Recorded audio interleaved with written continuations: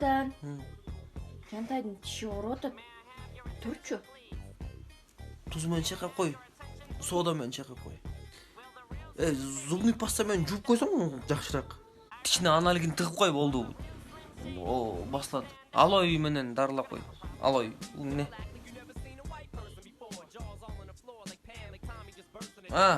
Жип менен байлап туруп тартып салчы. Насыбай салып кой, тишине батылай айгат. Иттин көтүнө кат.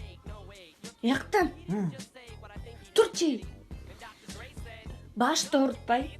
Детский стоматолог алып барып кел бизде. Жанан бар жардам бербей койду. Жок. Өзүң кыл ошону бар. Спортқа қойылған ақшалар!